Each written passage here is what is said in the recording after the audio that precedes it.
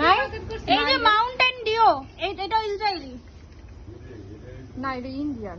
আরে না, Mountain Dew boycott করার কথা বলা হয়েছে। না,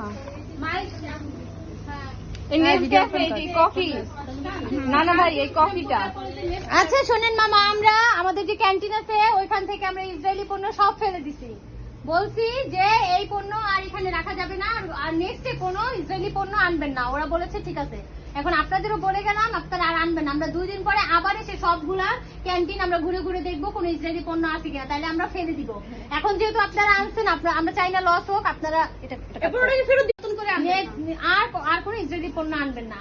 এই যে নেসক্যাফে আছে, এগুলা ইসরায়েলি পণ্য, কফিগুলা এগুলো সব ফেলে দিবেন। বাংলাদেশে আমা ব্যবহার করবেন, এগুলো ইসরায়েলি আমা বিক্রি করবেন। চাইলেও বলবেন যে ইডেনে আমরা ইসরায়েলি পণ্য ঘোষণা করছি, বয়কট, ইডেনে কোনো ইসরায়েলি পণ্য ঢুকবে না।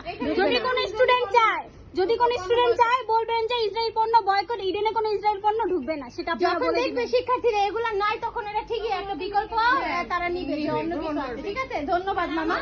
আমরা মুসলমানদের রক্ত